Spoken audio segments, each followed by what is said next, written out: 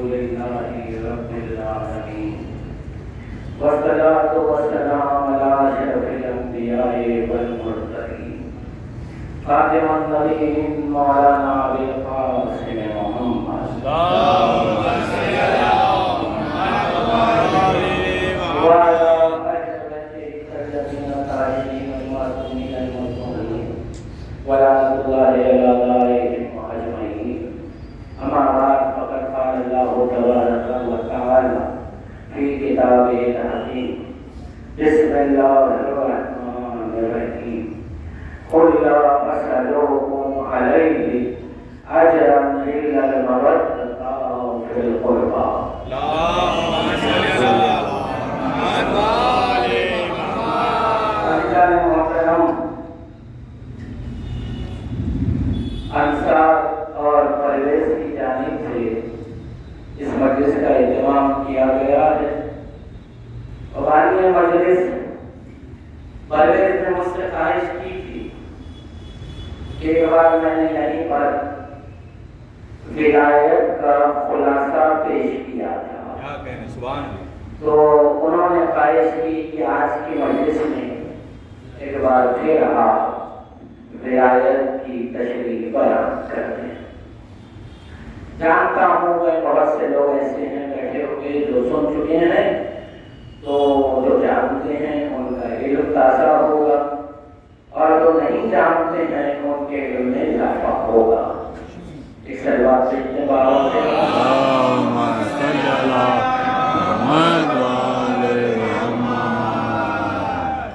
ولایت کی تعریف بیان کرنے سے پہلے، تعارف سے پہلے ولایت کی عظمت کو میں بیان کر دوں. لیکن ہمارے فرقے کے پرچم کا نام علی ولی اللہ ہے. ہماری پہچان علی ولی اللہ ہے، ہمارا مذہب علی ولی اللہ ہے. یہ ہم جذبہ عقیدت میں نہیں کہتے. امام جعفر صادق علیہ السلام آپ سے شاعر نے سوال کیا کہ فرزند رسول یہ بتائیں کہ دین کیا ہے. سوال بظاہر ایسے معلوم ہوتا ہے کہ اس کا جواب بہت تفصیل چاہتا ہے. سوال کیا تھا کہ مولا یہ بتائیں دین کیا ہے. جواب میں امام نے کوئی تفصیل نہیں بیان کی، بلکہ ایک نام لیا. پوچھا اس نے دین کیا ہے، مولا نے کہا دین علی ہے. تو پتہ یہ چلا کہ مولا یہ بتا رہے تھے، چھٹے امام سمجھا رہے تھے کہ دین علی ہے. اس کا مطلب کیا ہوا؟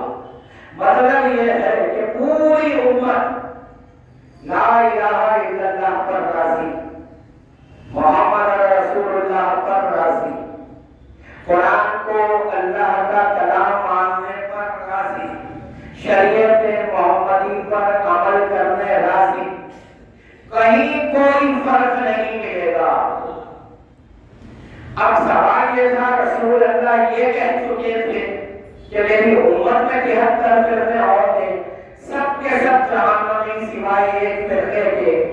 تو چھٹے امام وہ بتا رہے تھے کہ وہ اصل دین کیا ہے، کہ امیر المومنین علی ابن ابی طالب علیہ السلام ولایت کی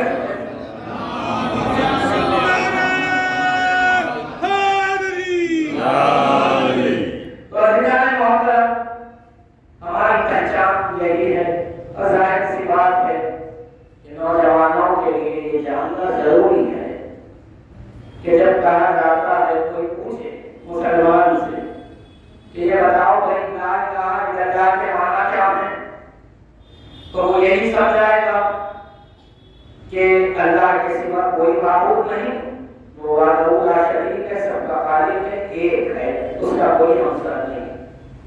جب کہا جاتا ہے بھائی محمد رسول اللہ کے معنی کیا ہے، تو یہ کہا جائے گا محمد اللہ کے رسول ہے. پوچھا جائے گا رسول کے معنی کیا ہے، تو کہا جائے گا اللہ کا پیغام جو بن تو جب ہم پڑھیں گے علی ولی اللہ تو یہ بھی تو سوال ہوگا کہ آپ نے علی کو ولی مانا تو یہ ولی ہوتا کیا ہے؟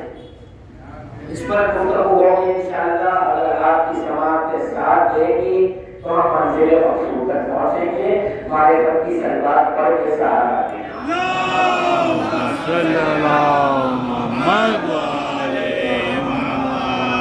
اور ہوتا کیا ہے لوگوں کے ذہنوں میں ولی کے معنی یوں سمجھ بیٹھے ہیں کہ بھائی بعد رسالت امامت کا جو سلسلہ ہے اس کا اعلان تھا غدیر میں. یہ نہیں ہے. کچھ لوگوں کے ذہن میں یہ بسا ہوا ہے کہ نہیں ولایت کے معنی یہ ہے کہ تمام امت پر بندوں پر امت مسلمہ پر بعد رسول پورا اختیار جس کا ہے اسے ولی کہتے ہیں. عام طور پہ یہی تصور ولایت کا لیا گیا ہے لیکن بات ایسی نہیں ہے. آئیے ذرا ہم پہلے قرآن سے دیکھیں گے کہ ولایت کو اللہ نے کیسے بیان کیا ہے. اللہ نے جب رسالت کا ذکر کیا تو کبھی یہ نہیں کہا کہ میں رسول بھیج رہا ہوں اور میں رسول ہوں. ایسی کوئی بات نہیں ملے گی. انہیں جائے ان کے حضرت خلیفہ زمین کا خلیفہ بنا رہا ہوں تو اس منصب کو بھی خود سے منسوب نہیں کیا. کسی منصب کو کسی عہدے کو چاہے وہ نبوت ہو رسالت ہو خلافت ہو امامت ہو لیکن جب ولایت کی بات کی تو سب سے پہلے کہا انما ولیکم اللہ ورسولہ. اللہ تمہارا ولی ہے رسول تمہارا ولی ہے. والذین یقیمون الصلاۃ اور وہ لوگ نماز قائم کرتے ہیں مومنین میں اور حالت رکوع میں زکات دیتے ہیں وہ ولی ہے. یہ آیت تو مل گئی آپ کو جس میں ولایت کیا سمجھ میں آئی. اللہ کہہ رہا ہے میں ولی ہوں تو سب سے پہلے یہ دیکھیں کہ اللہ کا اختیار محدود نہیں ہے لامحدود ہے. تو یہ ولایت کہاں تک ہے؟ بندوں پر نہیں صرف ملائکہ پر نہیں اجنہ پر نہیں بلکہ کل عالم مکان پر ہر شے پر جو اختیار ہے اسے ولایت کہتے ہیں. صلی اللہ محمد وعلی محمد. اب اس کا خلاصہ میں آپ کو بیان کروں. آیت ہدایت جو میں نے آپ کو بتائی ہے نوجوانوں کے لیے نشان بتا دوں. سورہ مائدہ 5واں سورہ قرآن حکیم کا آیت نشان 55. یہ ذہن میں رکھیں کبھی مجلسوں میں سے جب نکلے گھر میں فرصت ملے تو نوجوانوں کو چاہیے کہ جو علماء سے ذاکرین سے آپ سنتے ہیں اور جس میں کوئی حوالہ قرآن کا کیا جاتا ہے خاص طور پر تو آپ کا فرض ہے کہ گھر جا کے وہ آیت وہ نشان ضرور پڑھیں. آپ کو فخر ہوگا آپ کے شیعہ ہونے پر کہ پوری قرآن میں الحمدللہ ذمہ داری سے یہ جملہ اکثر کہتا ہوں کہ پوری قرآن میں بسم اللہ الرحمن الرحیم سے والناس تک آپ جس دن چاہیں جس آیت میں چاہیں میں علی بتا کے رکھتا ہوں. ہر آیت میں علی ہے الحمدللہ. پورا قرآن علی کا قصیدہ ہے. تو آیت ہے 55 سورہ کا نشان ہے مائدہ 5واں سورہ. اب اس آیت کی ایک شان نزول بیان کرتا ہوں جو سب نے سنی ہے بارہا. وہ یہ کہ ایک شخص آیا ایک سائل آیا ایک فقیر آیا مسجد کے باہر کھڑا تھا. مولا ایک مستحب نماز ادا کر رہے تھے. اس نے آواز دی کہ اے معبود اے اللہ میں فقیر ہوں مستحب ہوں میری حاجت کو پورا کر دے. اس نے یہ دیکھا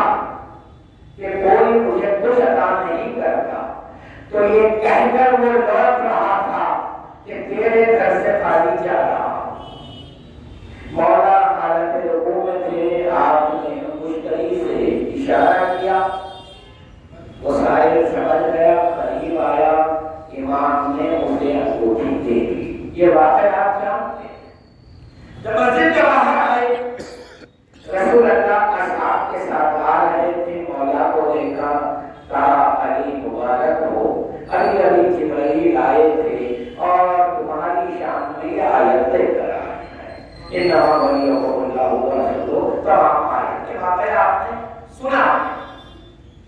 اس پر ایک فکر بیان کی گئی. یہاں سے بہت توجہ چاہوں گا سب کی. ایک فکر بیان ہوئی. وہ فکر یہ بیان ہوتی ہے کہ بھائی سائل نے آواز دی تھی اللہ کو, پھر علی نے کیسے سن لی آواز, عبدالقری کیسے لے لی. تو اکثر آپ نے یہ سنا, دیکھیں جس نے کی فکر بیان کی نیت پاک ہے, بڑے علماء ہیں, میں تنقید نہیں کر رہا ہوں بلکہ ایک منزل آگے بڑھنے کی کوشش کر رہا ہوں. سب نے یہ بیان کیا کہ علی جس وقت نماز میں ہوتے ہیں تو ایسے مہر رہتے ہیں عبادت میں کہ اللہ کی بارگاہ میں رہتے ہیں. اس نے آواز دی تھی اللہ کو, علی موجود تھے اللہ کی بارگاہ میں, علی نے سن لیا, اسے بلا کر انگوٹھی دے دی. تو سنا آپ نے, اس پر ایک سوال ہے, بہت بڑے شاہنواز بہت نیا سوال ہے. سوال یہ ہے کہ مجھے اتنا کوئی بتا دے, آپ کا یہ کہنا ہے کہ نماز میں علی اللہ کی بارگاہ میں رہتے. میرا سوال یہ ہے زندگی میں علی کی وہ لمحہ تو بتا دو جو علی کی بارگاہ میں نہیں ہے. اگر جنگ میں ہو تلوار چلا رہے ہیں تب بھی علی کی بارگاہ میں ہے. یہ کیسے, یہ کیا میرا عقیدہ ہے, قرآن کی حقیقت ہے. سن لیں آپ, علی ہے مظہر, علی ہے مظہر, اللہ ہے مظہر. مظہر اس کو کہتے ہیں جو ظاہر نہیں ہوتا. اللہ ہے مظہر, علی ہے مظہر. تو مظہر اور مظہر کا رابطہ ایسا ہے کہ قرآن میں اللہ کہتا ہے کل یوم ہوا فی شان, ہر لمحہ ہر یوم اللہ اپنی ایک نئی شان بیان کرتا ہے. تو جو ظاہر ہوتی ہے شان وہ مظہر سے ہوتی ہے. تو مظہر اور مظہر کا رابطہ کبھی منقطع نہیں ہو سکتا. تو ہر لمحہ جب علی اللہ سے مربوط ہے تو پھر یہ کہنا کہاں تک درست ہوا کہ جب نماز میں ہوتے ہیں تو اللہ کی بارگاہ میں ہوتے ہیں. تو پھر بھی سوال تو باقی رہے گا, بیٹا آواز دی تھی سائل نے, اس نے تو اللہ کو آواز دی تھی, پھر علی کیسے سنے ہیں, اس کا جواب سن لیں ہم آپ. بھائی بہت سے الفاظ ہیں علی کے, سبھی جانتے ہیں آپ. علی اللہ ہے, علی رحم اللہ ہے, علی وجہ اللہ ہے, علی لسان اللہ ہے, سب جانتے ہیں. ایک لفظ اور ہے جو آپ دہراتے بھی ہیں, علی اذن اللہ ہے, علی اللہ کا کان ہے. میں ابھی غور نہیں کیا آپ نے, اگر آپ مجمع میں ہیں اور آپ سے اگر کوئی بات کرنا چاہتا ہے تو سنانا چاہتا ہے, وہ قریب آ کر آپ کے کان میں کہے گا, پتہ یہ چلا سنانا ہے, کان کو سنایا جاتا ہے. تو کائنات میں کوئی بھی اللہ کو آواز دے, اللہ نہیں علی سنیں گے, کیونکہ رسول اللہ ہے. سبحان اللہ, سبحان اللہ.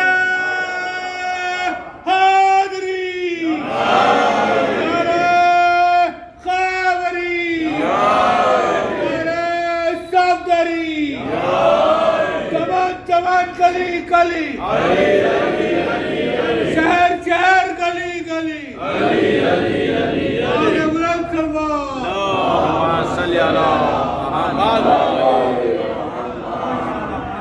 لازمہ ہے یہ. اور ایک بات سمجھ میں آ گئی, اکثر امت ہم سے پوچھتی ہے نا, بھائی قرآن کو کہتا ہے اللہ کو آواز دو, اللہ کو آواز دو. آپ پورے شیعہ مل کر علی علی کرتے رہتے ہیں, سبب کیا ہے؟ تو سبب یہی لقب ہے کہ علی اذن اللہ ہے. اللہ قرآن میں کہتا ہے میں سمیع ہوں. یہ تو ہم جانتے ہیں, تو سنتا ہے, لیکن کیسے سنتا ہے وہ بھی تم نے بتا دیا کہ علی ہے اذن اللہ. تو اب ہم راز سمجھ گئے, سائل کو معلوم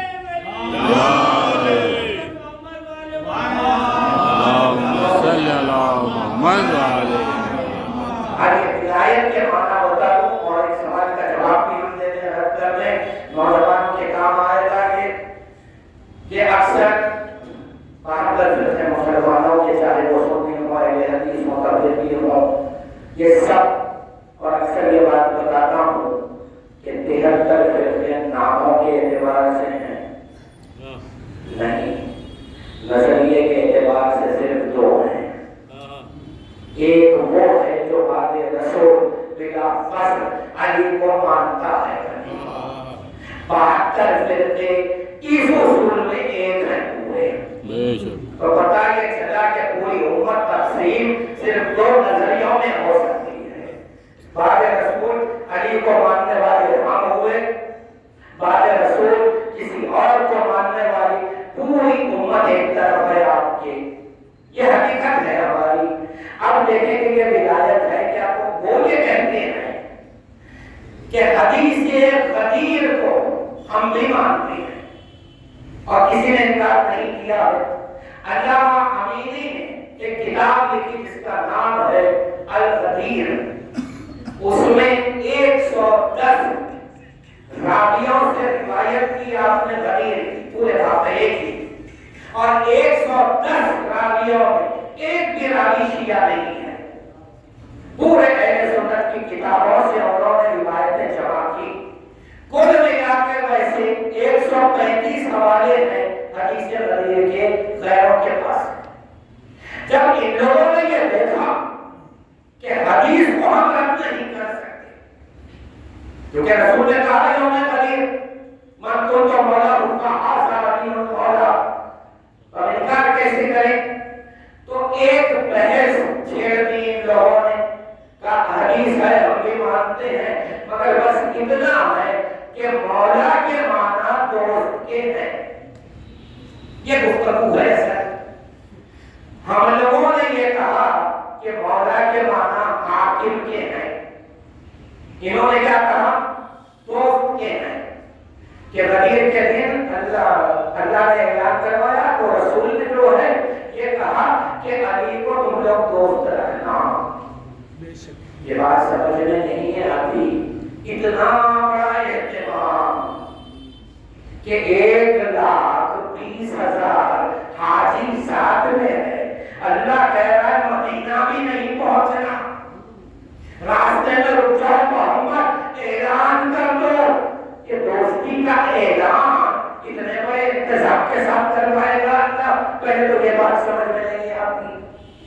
آئیے ذرا یہ دیکھیں اکثر کیا ہوتا ہے قرآن تاریخ حدیث میں ایک الگ زاویہ ہے تحقیق کا، اکثر وہ باتیں ہم کی تلاش میں جب ہم نکلتے ہیں تو جو رسول نے کہا، جو اللہ نے کہا، جو امام نے کہا، اس سے ہم آپ لے لیتے ہیں، لیکن اکثر کچھ ایسا بھی انتظام اللہ نے کیا ہے کہ یہاں سے نہ ملے تو یہ دیکھو کہ اسلام کے دشمن نے کیا کیا، وہاں سے بھی حق ملتا ہے۔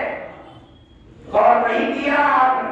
قرآن میں اللہ ابلیس کا واقعہ بیان کر رہا ہے، کبھی آپ نے غور کیا ابلیس کو رہنے بارگاہ کیوں کیا اللہ نے؟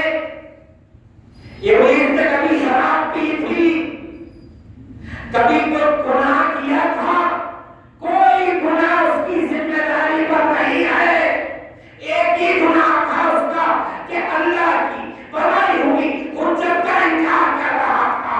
پتہ یہ چلا کہ سب سے بڑا گناہ اسلام میں اللہ کے بنائی ہوئی حجت کا انکار کرنا۔ سبحان اللہ،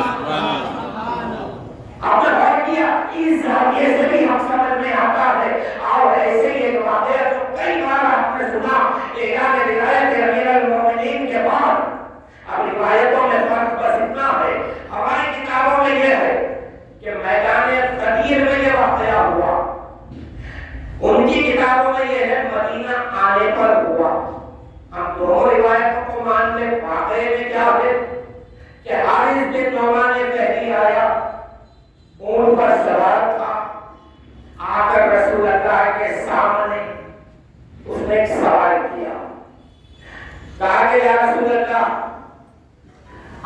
نے نمازوں کا حکم دیا، ہم نے نمازیں پڑھی، آپ نے روزوں کا حکم دیا، ہم نے روزے رکھے، آپ نے جو جو کہا ہم نے اس کی اطاعت کی، آپ نے حج کا حکم دیا، ہم حج کر کے آ رہے ہیں۔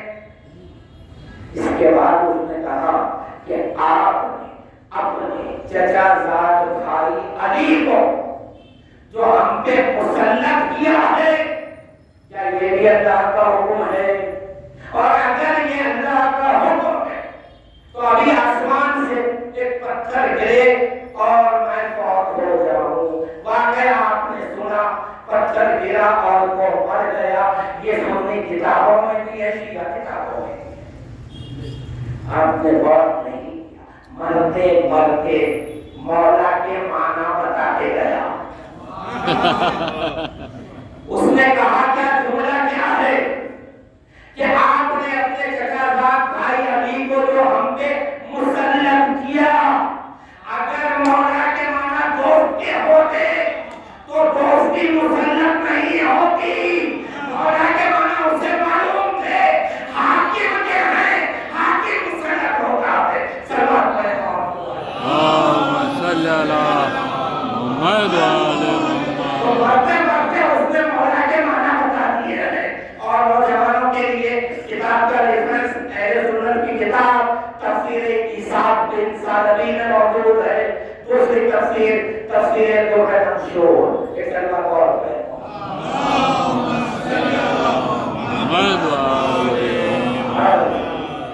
تو آپ نے غور کیا مولا کے معنی دشمن نے بتائے ہیں، تو پتہ یہ چلا کہ یہاں مولا کے معنی دوست کے نہیں، حاکم کے ہیں۔ اب ہم غور کریں گے کہ یہ جو ولایت ہے جس کے معنی حکومت کے ہیں، ولی کے معنی حاکم کے ہیں، تو اس حاکم کے حقوق کیا ہیں؟ حکومت کے۔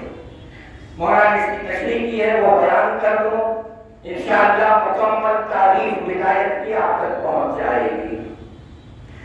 تین چیزیں یاد رکھیں آپ، جس کے پاس تین چیزیں ہوں وہ ولی ہوتا ہے۔ کل اشیاء کا کامل علم، کل اشیاء کا یعنی کہ عالم امکان، یہ تمام خدائی، اس میں جو کچھ ہے، چاہے انسان ہو، حیوان ہو، چرین پرند، زمین آسمان، ہوا آگ پانی مٹی، جو کچھ ہے، ملائکہ اجنہ، سب کچھ کروبین، ان سب کے بارے میں مکمل علم جس کے پاس ہو، ایک وہ ولی وہ ہوگا۔ دوسری پہچان، دوسرا تعارف، کل اشیاء پر کامل تصرف۔ تیسرے، کل اشیاء پر کامل قدرت۔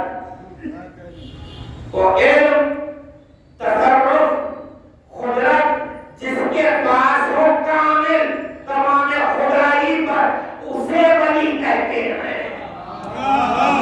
یہ ولی کوئی گھر کا ولی نہیں ہوتا، علاقے کا حاکم نہیں، اللہ کی تمام خدائی پر مکمل حاکم ہو اسے ولی کہا جاتا ہے۔ مثال اس کی سمجھے کیسے؟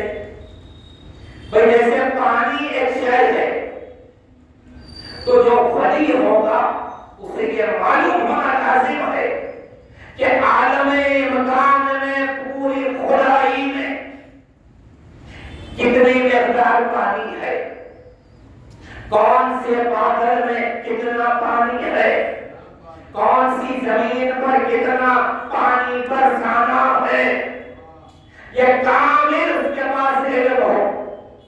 دوسرے، تصرف کے معنی یہ ہے شے ویسی ہی رہے گی، پانی پانی ہی رہے گا، لیکن ولی اگر چاہے تو اپنی مرضی کے مطابق اس کا استعمال کرے گا۔ مطلب یہ ہے کہ بادل کو اگر آج بامبے میں برسنا ہے، ولی اشارہ دے دے تو وہ بادل حیدرآباد پہنچ جائے گا، اسے کہتے ہیں تصرف۔ اب قدرت کیا ہے؟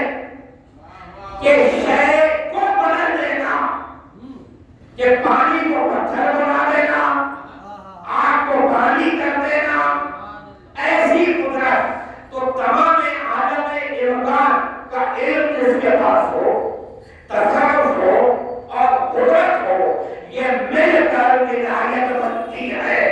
تو ہمارا عقیدہ جو علی ولی اللہ کا ہے وہ محض ایک خلافت کا نہیں ہے، امامت کا نہیں ہے، شریعت کا نہیں ہے، بلکہ کامل خدائی پر اللہ نے جسے کامل اختیار دیا اسے علی ولی اللہ ہے۔ سبحان اللہ، صلی اللہ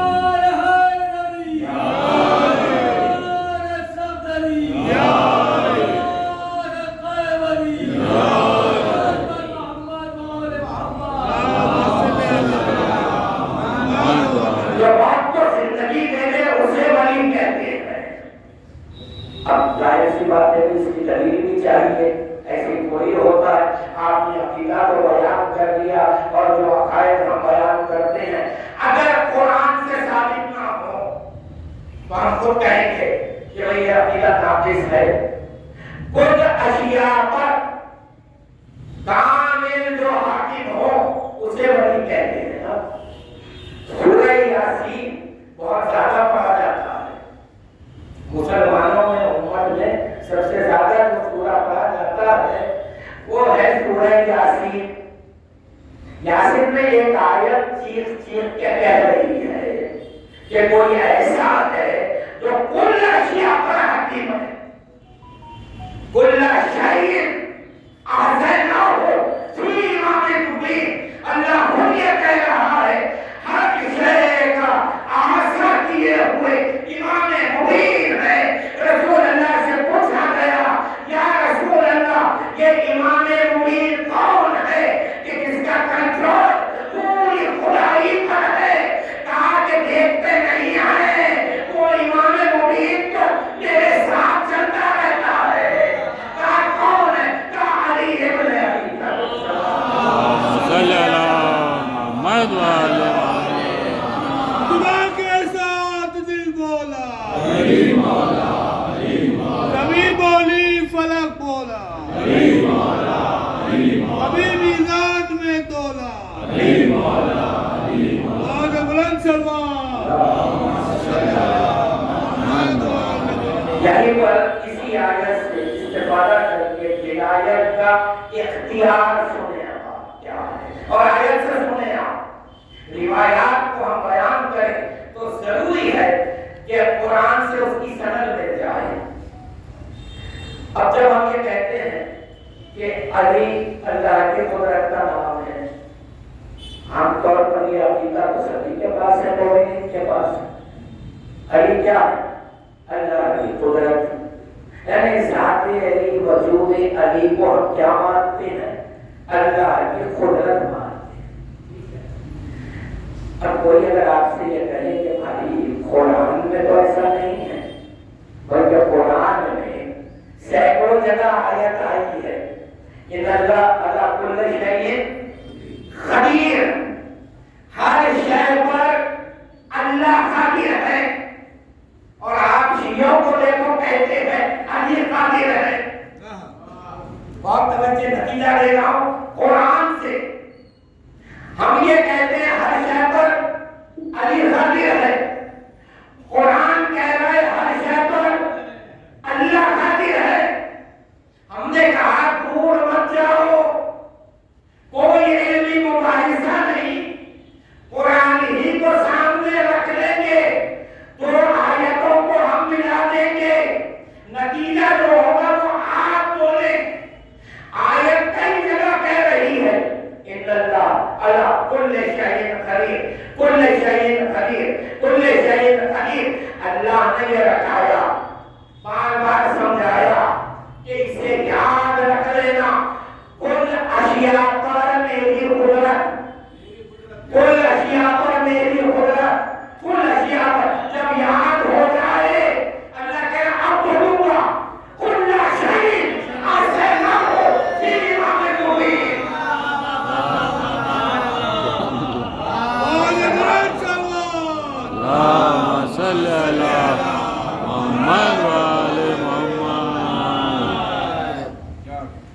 کچھ دنوں سے کیونکہ ولایت کا ایسا عنوان ہے چاہیے، کم وقت میں یہ باتیں تو ہو نہیں سکتی ہیں، لیکن کچھ تقاضے بھی ہوتے ہیں، ان کو بھی پورا کرنا ہے۔ ابھی مجھے حضرت صادق صاحب بتا رہے تھے کہ لوگوں میں اتنا کا یہ اختلاف ہوتا ہے ایام فاطمیہ کو لے کر، تو اس کی وضاحت کر دیں۔ وضاحت کیا ہے؟ عقیدہ خود بولتا ہے ایسی باتوں میں۔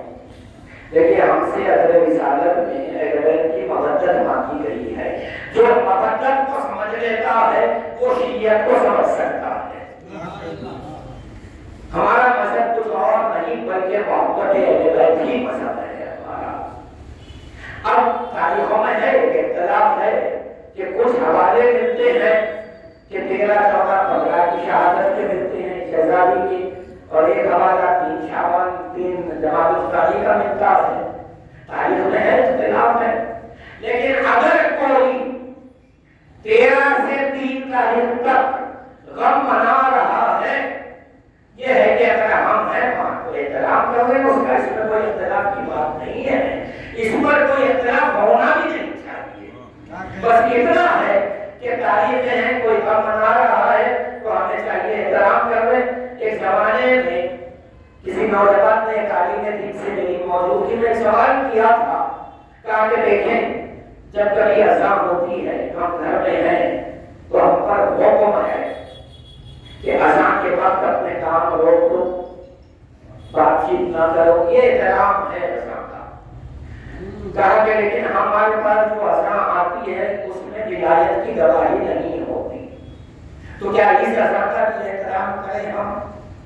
تو عالم دین نے بڑا اچھا جواب دیا تھا، انہوں نے کہا مؤذن کا احترام نہیں ہے، الفاظ کا احترام ہے۔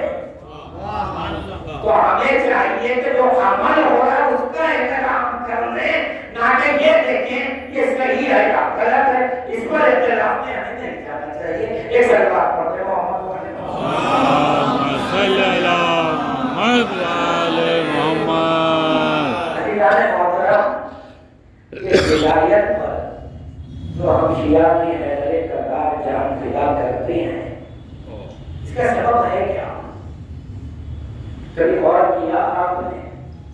وجہ یہ ہے پوری ذمہ داری، مذہبی ذمہ داری، علمی ذمہ داری سے میں یہ جملہ کہنے جا رہا ہوں، پورا قرآن رکھ لیں آپ، 73 فرقوں کی شیعہ کتب نہیں، کتب اربع کی بات نہیں کر رہا ہوں، ان کی سارے ستہ سامنے رکھ دیں، کتب اربع ہماری رکھ دیں، بہار الانوار کی 111 جلدیں سامنے رکھ دیں، قرآن رکھ دیں، ان کی روشنی میں جملہ کہنے جا رہا ہوں۔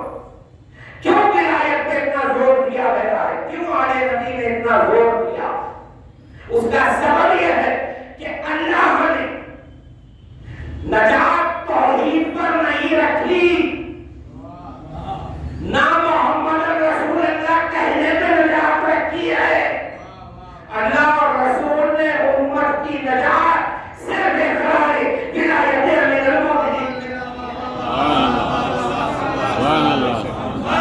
یہ پوری ذمہ داری ہے۔ یہ بات جذبہ عقیدت میں نہیں، اور قرآن سامنے رکھ کے جب کبھی کوئی بات کرنا چاہے اس سچائی کو میں بتا دوں آپ کو کہ سوائے ولایت امیر المومنین نجات کا کوئی اور سہارا نہیں ہے آپ کے پاس۔ یہی وجہ تھی نا، کیا فدیہ مانگنے گئی تھی بیوی؟ کیا تعریف سنائی جاتی ہے کہ شہزادی آئی ہے دربار خلافت میں، اپنا حق مانگا ہے، خدا کی قسم کبھی موقع ملے وہ خطبہ سننا، خطبے میں یہ نہیں تھا صرف کہ فکر میرا حق ایسے دے دو، کہیں یہ بات نہیں تھی، بلکہ وہ خطبہ اتنا شاہکار ہے کہ اگر وہ خطبے پر مجالس ہو تو کم از کم خمسہ رکھنا پڑے گا۔ آپ کو حیرت ہوگی کہ اس خطبے میں بیوی نے پہلے توحید بیان کی، رسالت بیان کی، علی کا حق بیان کیا، فروع دین بیان کیے، اصول دین بیان کیے، اس کے بعد پوچھا کہ یہ میرا حق ہے یا نہیں ہے۔ بیوی آئی تھی در حقیقت بتانے کے لیے کہ تم کلمہ محمد کی بات نہیں مانتے. یہ بتانا مقصد تھا. اور اس کے بعد کیا کیا جملے ہیں خطبے میں. بیوی نے جملہ کہا کہ اللہ کا شکر ہے کہ اس نے نیکی اور بدی کی تمیز کو انسان میں ودیعت کر دیا. اس وقت دربار خلافت میں خلیفہ کے سامنے یہ جملہ بولنے کا سبب کیا تھا؟ کیا بیان کر رہی ہے شہزادی؟ اللہ کا شکر ہے کہ اس نے نیکی اور بدی، صحیح اور غلط کی تمیز انسان میں خود رکھ دی ہے. مطلب یہ تھا کہ بولنے کی ضرورت نہیں ہے کہ فطرت میرا ہے، یہ تو تو بھی جانتا ہے. یہ بتا رہی تھی بیوی کہ اللہ نے یہ صلاحیت تو سب کو دی ہے. مطلب یہ تھا کہ جان کر تو میرا حق لے کر بیٹھا ہے. اصل میں بیوی کا مقصد یہ تھا کہ آج باطل کے چہرے سے نقاب الٹ دیں اور الٹ کر آئی ہے بیوی. آج تک امت محمدی نے جتنے مناظرے ہوئے ہیں جو تاریخ میں محفوظ ہیں، ہر جگہ کوئی نہ کوئی سہارا انہوں نے نکال لیا، لیکن جب فطرت پہ آتے ہیں تو لاجواب ہو کے جاتے ہیں. یہ کمال تھا بیوی کا کہ تقاضا کر کے آنے والی صدیوں تک علی کے حق کو منوا دیا. اور ایک جملہ کہا اس خطبے نے، اور آپ کو حیرت ہوگی اس خطبے کو پردے میں رکھا گیا. محققین جان چکے تھے کہ یہ خطبہ ایسا ہے کہ اگر اسے ہم اپنی کتابوں میں رکھیں گے تو خلافت علی کی ثابت ہو جائے گی، اور جو علی کے دشمن ہیں وہ کافر ثابت ہو جائیں گے. تو کیا ان لوگوں نے کہ ان خطبوں کو، ان کتابوں میں اس خطبے کو نہیں رکھا. لیکن ابن حسن نجفی صاحب علیہ مقامہ کہ یہ محنت ہے، معلومات نہیں رہے کہ انہوں نے بڑی محنت کی اور اس خطبے کے جتنے اسناد غیر شیعہ کتابوں میں تھے اسے جمع کر کے انہوں نے ارجا کر دیا. اب آپ اگر وہ کتاب دیکھیں گے تو جتنے فرقے آج موجود ہیں سب کے حوالے انہوں نے جمع کر کے کتاب لکھ دی. کتاب کا نام ہی ہے خطبہ فاطمہ زہرا. اب جب وہ دیکھتے ہیں آپ تو آپ مناظرے میں یہ بتا سکتے ہیں سامنے والے کو کہ دیکھو یہ آپ کی کتاب میں بھی خطبہ موجود ہے. اس خطبے نے علی کا حق ثابت کیا. اس کے بعد آنے والی ایک بحث کو ہمیشہ کے لیے ختم کر دیا. وہ بحث کیا ہے؟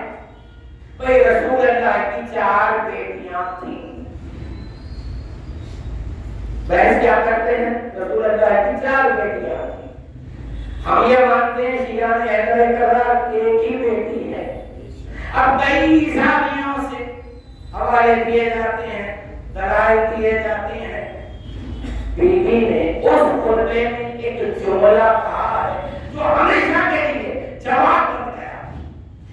بیوی نے کہا کہ کوئی عورت ایسی نہیں جس کا باپ رسول ہے.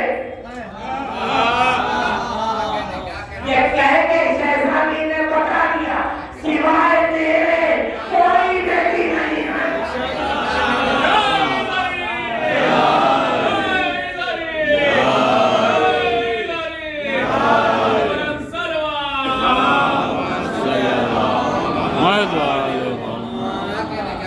اکثر یہ ہوتا ہے، آپ نے دیکھا ہوگا، سنا ہوگا، یا نوجوان کبھی ہمارے غیر یا مسلمان بھائیوں سے بات بھی کرتے ہوتا ہے اتفاق. جب آپ یہ کہتے ہیں نہیں بھائی دیکھیے وہ رسول اللہ کی جائیداد تھی، فکر ان کا باپ تھا، انہوں نے اپنی بیٹی کو دے دیا، تو آپ کو جواب یہ ملتا ہے کہ نہیں دیکھیے بات ایسی ہے کہ ایک حدیث ہے جو کہ گئی ہوئی ہے اور ان کو بھی ماننا پڑتا ہے. وہ حدیث یہ سناتے ہیں کہ انبیاء کی جائیداد ان کے رشتہ داروں کی نہیں ہوتی اور اس کا ورثہ ہوتا ہی نہیں ہے. بلکہ انبیاء کی جائیداد امت کی ہوتی ہے، یہ سنایا جاتا ہے۔ ہم جواب میں کیا کرتے ہیں؟ آپ ہم سب قرآن کی آیتیں پیش کرتے ہیں کہ دیکھو قرآن میں اللہ بتا رہا ہے کہ زکریا کا ورثہ یحییٰ کو ملا ہے نا، یہ حوالے دیے جاتے ہیں۔ تو یہ کہا جاتا ہے کہ نہیں، وہ جو انبیاء وارث ہوتے ہیں وہ علم کے وارث ہوتے جائیداد کے نہیں۔ غور سے سنیں آپ، کیا کہا جاتا ہے؟ قرآن میں آیتیں ہیں بھائی، انبیاء کے لیے ہے، ورثے کی آیتیں ہیں، لیکن ورثہ جو ملتا ہے وہ علم کا ورثہ ہوتا ہے، جائیداد کا نہیں۔ آپ فدق کی بات کر رہے ہیں، فدق علم نہیں ہے، جائیداد ہے۔ تو یہ آیتیں ہمیں نہ سنائیں۔ میں کہوں حالانکہ یہ بات غلط ہے ان کی، میں کہوں گا علم ہی مان کے بات کرتا ہوں آپ سے۔ چلے اس آیت میں علم کے وارث کون ہے؟ مانتے ہو محمد کے علم کی وارث فاطمہ ہے، تو فاطمہ کے لیے صدق لے رہا ہے، محمد کے لیے صدق ہے۔ سبحان اللہ، سبحان اللہ، سبحان اللہ۔ ایسا بات پائے گا اللهم صل على محمد وعلى محمد۔ فاطمہ نہیں بول رہی ہے، علم محمد بول رہا ہے نا، علم کی وارثہ ہے۔ مان تو لو یہ علم فاطمہ کا نہیں، یہ وارث ہے محمد کی۔ تو تقاضا بدعت کا فاطمہ نہیں، علم محمد کر رہا ہے۔ سبحان اللہ، سبحان اللہ۔ بہت سی باتیں اس پر کرنے کے لیے، لیکن آئیے ذرا تاریخ کو دیکھیں یہاں۔ بے شک یہ بات ہے ہمارے لیے غم کی بات ہے کہ بھائی شہزادی نہیں دربار میں اپنا حق مانگا۔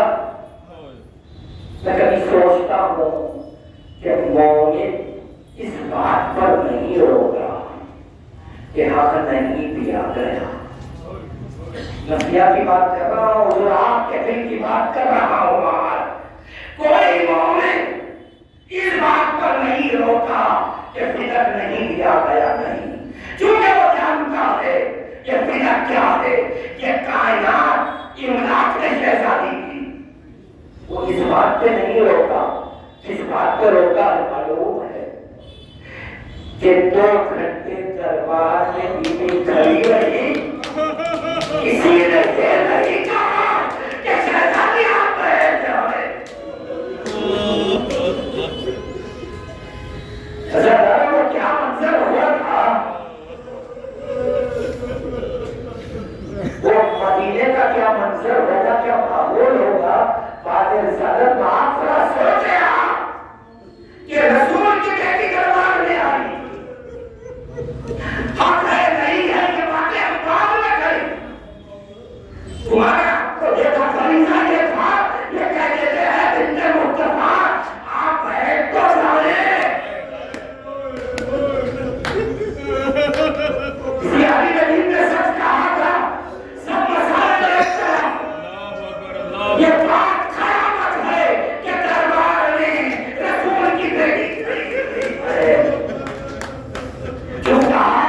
کیوں کہ فاطمہ وہ ہستی کا نام ہے کہ ایک کم 24,000 انبیاء کا سردار محمد تعظیم میں کھڑا ہو جاتا ہے۔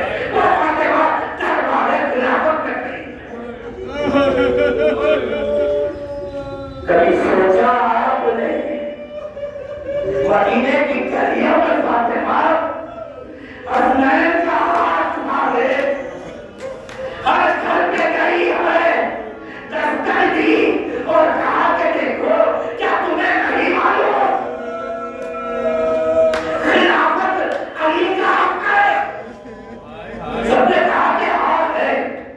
کہا اگر تم تباہی کے لیے تیار ہو تو کل آ جانا مسجد نبوی کے باہر، جب دوسرے دن مولا آئے ہیں کوئی اپنے گھر سے نہیں نکلا۔ اور رسول کا قرصہ کیسے دیا گیا ہے پر تو تم نے مسائل تفصیل نہیں بیان کر دی ہے۔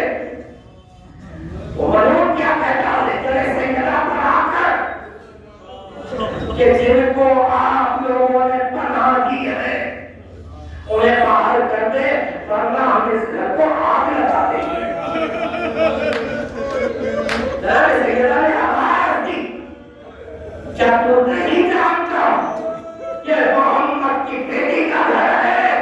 وہ معلوم کہتا ہے اس بات کی مجھے کوئی پرواہ نہیں، واہ ہے جس کے بعد